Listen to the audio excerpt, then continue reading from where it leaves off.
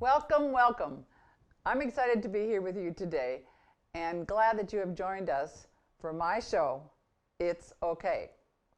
It's okay to talk about golf, and we're going to make it okay and fun to talk about a lot of things about golf for the experienced golfer all the way to the non-golfer, the less experienced person.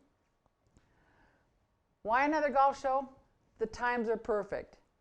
It's the best social distancing activity that you could ask for many reasons. It's outdoors, tons of fresh air. You can do it with others, or you can do it with yourself. You can also always get your steps in. We're going to cover a lot of topics, and they're going to be very interesting themes. We're going to go over historical items, and that segment will be called Back in the Day. Letters to the Editor, that segment is Dear Kay. We're also going to have some pretty interesting who's who of golf and some very interesting interviews. And of course, there'll be instructional topics that are going to be simple, easily doable, and more than understandable. That segment, To Change or Not to Change. So let's get started. The sports desk at WKAY TV is now open.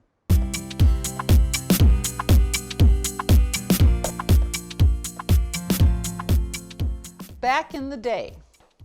And we're going to really go way back in the day and talk about some of the traditions of golf and how it actually got started.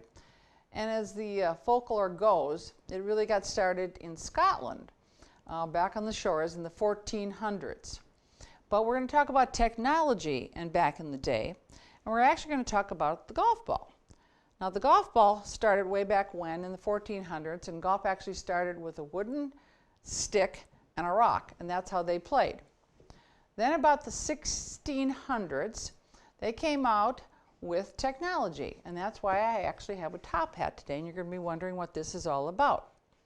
So the golf ball went from a rock to what they called a feathery. That was the first golf ball, and it then lasted for actually 200 years. But what they used the top hat for was they had to make a feathery out of feathers. So this was their measuring device. So what they did was, this is very interesting, is the feathery was going to be put into a little leather pouch that was going to be sewn. But they took the feathers, and they had to have some way to measure how many feathers were going to go into this, what we then called the golf ball.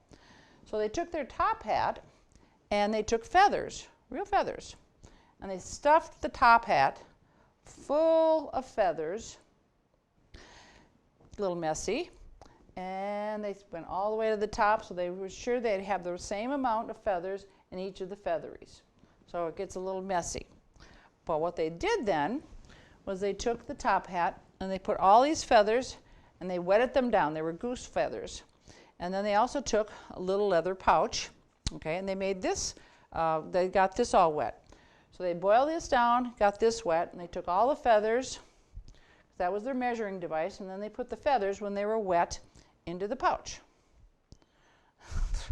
Okay. So once they did that, they took a very special needle. They got all those feathers in here, but they were all wet. They took a special needle and they stuffed this, and then they sewed all this up. All right? Very labor intensive technology in the 1600s. All right, once they did that, when the feathers dried inside, the feathers expanded and got very tight, and the leather shrunk. So it made a very hard golf ball. Now, the golf ball manufacturers at the time, okay, they could only make 4 a day, if you can even believe that. So they were very expensive. And when you went to play a round of golf with the feathery, it might last you 2 rounds because of the texture of the golf course, the conditions. They were wet, so that and the golf clubs were made out of metal. We'll talk about golf clubs in another section. But they played with this feathery for over 200 years till the next rendition of technology came along in about the 1800s. So the feathery actually has a lot of history in it. The golf ball has actually changed the golf course, the clubs, so it has evolved, but it's the golf ball that has actually changed golf. So we want you to know about the feathery. So back in the day, you had to understand that the feathery was the best thing going.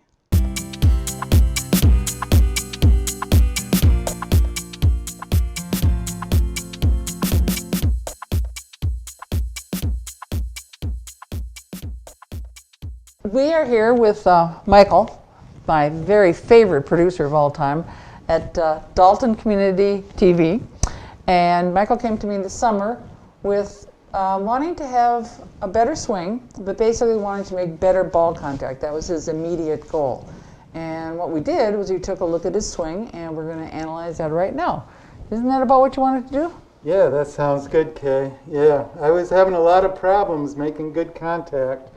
Felt really unsteady, just everything. I was like, I'm not a golfer, but I better go see Kay. You are a golfer, but okay. So, shall we take a look at your swing, and then we'll show our viewers what we started out with, and in probably about 30 minutes, 45 minutes, we had changed a few things. Sounds and good. You decided to change. Absolutely needed to change. Great.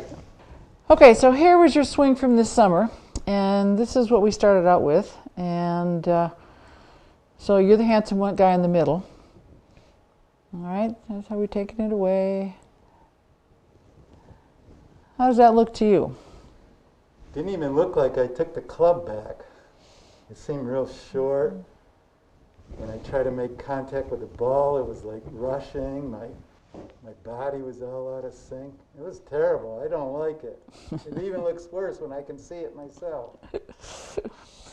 Your arms look a little short right there. Everything, yeah. Mm-hmm. So let's go through that again. So setup looks pretty good. So do you think you're turning there at all? Doesn't look like I turned at all. Kind of short, so you were also looking for some more distance. So, and when I say short, so the club didn't get back all the way, but not everybody can take it all the way back because we lose a little flexibility as we're doing this. So let's move you through here. And if I remember correctly, it was, as we say, the term coming over the top. We can explain that later in our word of the week sometimes. And then your arms get all kind of crunchy, and then your legs look a little, shall we say, wobbly? Very wobbly. It felt wobbly. Felt like my body was in the way of myself, of the swing itself. All right, so a little off balance. Yeah, off balance for sure. Terrible, terrible, Kay. All right, so let's do a few things, and we changed a couple things, and we only changed something that you wanted to change. So we'll see if we can get you more stability and a little bit more extension. How's that sound? Sounds good. So this one, as we take it away, okay, you can see this is the same day. So slightly different takeaway. We've got your arms look a little different. We didn't take it back as far, but we really didn't want to at the time. So you look like you're better balanced right here. And then as we came back through, we had a lot of kind of crunching going on here with a little bit of what we call a flip. And so here we have what we call our nice Y, so it's a little bit better extension.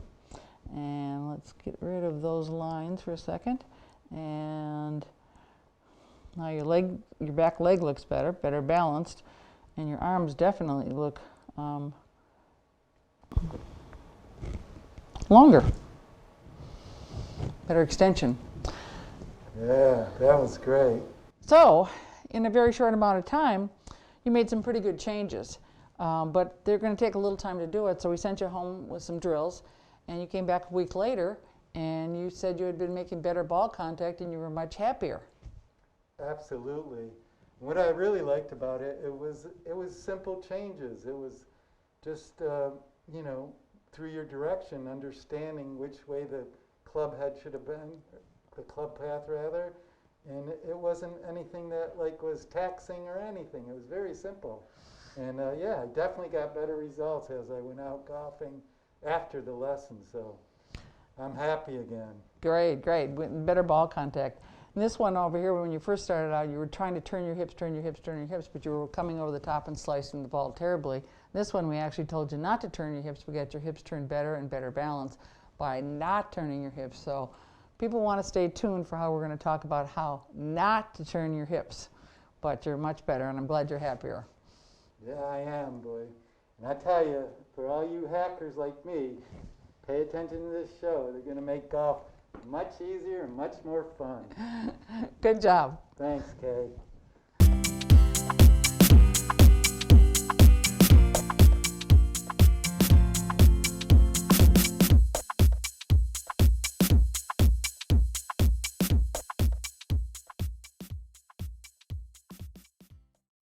This is always one of my favorite sections when I get to hear from our viewers.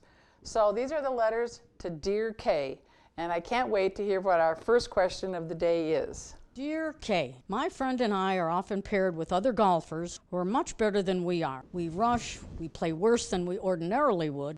We often feel we take some of the joy for the other golfers. Any suggestions? From Out of Answers. It's a very, very good letter, and we hear those types of things all the time from people that get very nervous on their first tee, or you have to play with people of different calibers. But what I want you to do is to basically take charge in the first tee, and you have to remember that golf is an individual game, so you can play with people of different varying abilities. But what I mean by taking charge on the first tee is you're going to tell them some of the rules from what I say is Dr. K. And even if you're not as good a player or as experienced a player, so what I want you to do is on the first tee, you give them what we're going to call some of your rules or Dr. K's rules, okay? The first thing that you can do is you can tell them that on the golf course, you're going to tee it up whenever you want to. Just don't do it on the green. So you can tee it up whenever you want to. If you feel like you can't, you have to play a little faster, or you get nervous because you want to play a little faster, somebody's pushing you, then you want to start at the 150-yard marker, okay, the marker, and you start there, and you play from there, all right? The other thing that I want you to do is sometimes you get yourself in a lot of difficult situations. It seems like less experienced players find themselves getting shots that are way off in the woods or behind a rock or behind a tree. So when you want to, you can move it 5 to 10 giant steps away from wherever you want. So if you get an uneven lie or something like this, you just tell somebody that you're going to move it whenever you want. And then you also make sure that you tee it up. Now, the other thing is, if you find that you're double par and you're still in the fairway, all right, what I want you to do is you pick it up and you put the ball, you pick up and then put the ball onto the green. This is very important that you pick it up if you're double par and put it on the green, and then you putt out from there. So when you putt out, as a beginning player, less experienced, tell them that you're only going to be taking a maximum of 4 putts. But the important thing about putting out is that this is a social game, so you all want to end up on the green so you're all walking back to the cart together. So if you have to pick it up, all right, whenever you want, make sure you put it on the green and putt out. This is really going to help the more experienced player. They'll be very glad that you gave them your rules on the first tee. So with that, I hope this will help, and it'll make it much smoother for everybody. That was a great question. Let's go on to the next question from one of our viewers. Dear Kay, every time I go to play, my mind keeps churning out all the tips and lessons from breathing to turning to keeping my left arm straight and on and on.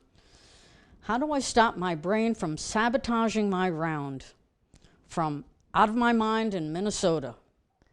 This is definitely going to change your life and get rid of all the clutter that's in your head. So it's a very, very, very good question. We get this question all the time, and we have so many people that say that.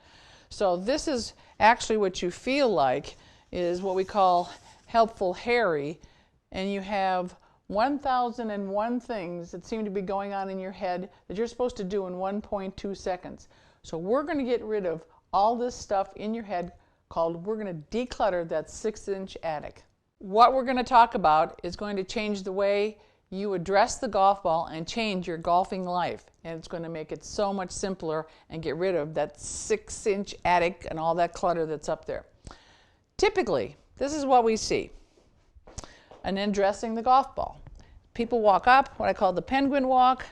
They fiddle with their feet, then they set the club down, then they do their grip, then they think they're misaligned, then they go all over the place.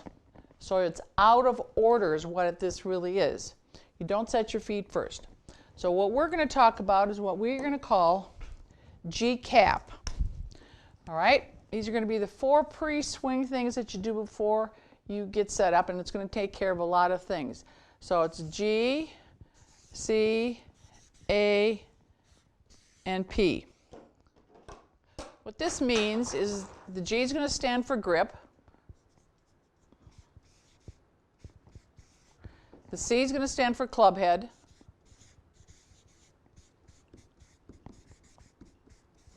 The A is going to stand for alignment, which simply means the line across your toes. And the P is going to stand for posture. Now, it's important to understand that we have to do things in the right order, much like setting the table for dinner. All right, so first we're going to grip the club. The second thing we're going to do is step in and set the club head on the ground. The third thing we'll do is then we align our feet. And the fourth thing will happen is that your posture will happen automatically. It's going to be automatic. You'll never have to think about it ever again. Ever again. So first of all, we're going to do it like the pros do it. We're going to first grip the club with the club up in the air. And what they're doing is they're getting the leading edge of the club perpendicular to the ground. So I first put my grip up here, and then I'm looking better because I'm looking at my grip right side up. So the second thing we're going to do is we're going to set the club down on the ground by stepping in with my back foot, because the club by design is going to tell you where to stand. Meaning we have 14 different clubs, so each one is a different length, and each one's designed a little bit differently. So it'll take care of how far you stand from the ball, and it also will take care of ball position. So first I grip it, then I'm going to step in with my back foot, set the club on the ground. This is a very important step. Then I align my feet to the club head. And that will automatically put me in my posture position. So by doing it in the right order, we've taken care of alignment, posture, how far to stand from the ball, and the ball position. So from this angle, let's do it again. Okay. We first grip the club up in the air. Put our grip on it up here. I'm looking at it right side up. Then I set the club on the ground. I'm aiming it where I want to go. That's the second step. But just step in with your back foot. You're at about a 20-degree angle to your target line. Then I set my feet to the club head, take one look, and I'm ready to go. If you can practice this in the right order as opposed to the wrong order, you're going to find there's a whole lot less things going on in your head because it'll take care of so many things. Your checklist won't be going on. We have found that it actually saves you time over the ball. So, again, think of it as GCAP. Grip, club head, alignment, and posture. And if you do this, you really have to remember that you will never, ever, ever have to think about posture because it will be automatic. Try it. I think you're going to like it.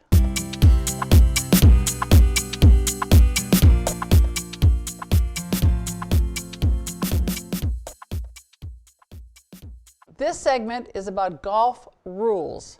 And oftentimes people get them all confused, and we're going to see if we can sort them out. As tradition tells us, Mary Queen of Scots started the game of golf, and we know that she was the ruler. So golf rules. I'm going to see if I can sort some of the rules out. And one of the ones that often gets very confusing is about all the different colors of stakes, whether it's out of bounds and water hazards. So we're going to talk about those rules today and really what you can do and what you can't do. So on the golf course, there are 3 colors of stakes or lines on the ground. The first one is white. We're going to go from the lightest color to the darkest. So we have white, we're going to have yellow, and we have red. White simply means it's out of bounds. You have to go back to where you hit it from and hit again. Yellow means that it's a direct water hazard. It's directly between you and the hole. And red lines or red stakes means that it's lateral or to the side. So there's different things that you can do with each one of these. So what you want to remember is that you've got lightest to darkest, white, yellow, red. And I'm going to explain the options, but white we only have one choice. When we have a yellow hazard, we'll have 2 choices. And when we have red hazard, we'll have 3 choices.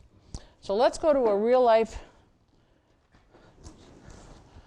chalkboard situation. We've got a green. Okay, we have out of bounds on the side, so that would be our out of bounds is one choice that we can do. We have a water hazard.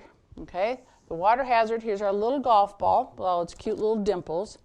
We have yellow, which means it's directly between myself and the hole. And then we have red, which is on the side, or lateral to the side. That's what lateral means. So we have one choice from here. So if I hit my golf ball from this spot and it goes flying over here, okay, I'm out of bounds. The only choice I have is I have to go back from here and hit it again with a one-stroke penalty. Just a one-stroke penalty. People think it's two sometimes, but it's only one. So I've hit it once, penalty stroke 2, and I'm hitting 3. So let's say the next ball I hit, I'm now taking my golf ball from here, and I hit it here, and it goes there and lands in the water right here. Okay, I can go back to choice number 1, and I can hit it from here. Or I have to, this is my second choice. This is where people get very confused. They think that they can drop it anywhere over here, but you have to drop it where the last point across the hazard, and you can drop it as far back as you want to go between yourself and the hole, in that direct line that way. So it's where the last point across the hazard, not where it landed in the water. So the lateral water hazard, the one to the side, the red over here, let's say I hit my golf ball and now I go and it lands and it goes like this and it lands right there. The last point across the hazard was right here. So I can now take it 2 club lengths to the side of where I want to go and then drop it from there. So it's 2 club lengths from, again, the important word here is the last point across the edge of the hazard between the red stakes. So I can always go back to choice number 1, which I could hit it from here, which is no good. I could keep that point between myself and the hole, which would mean I'd have to go wading in the water. But the better choice, the third choice, is I could take it 2 club lengths to the side. So just remember, the easiest way to remember is lightest to the darkest. You've got white, yellow, and red. 1 choice, 2 choices, and 3 choices. If you know the rules, it'll definitely help your game, and hopefully that'll sort it out and make it much simpler. So remember, golf rules.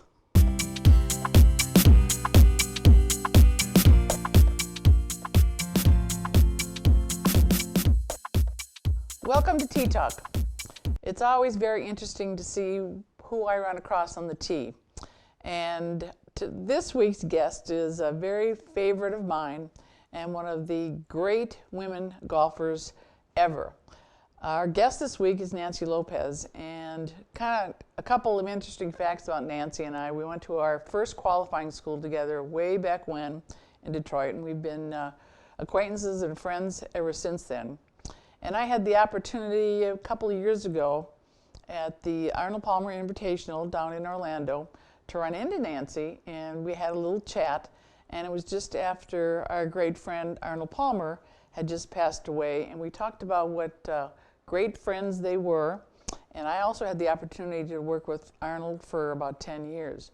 So at the Arnold Palmer last year, Nancy was doing a little charity event, and I had the opportunity to have a little conversation with her.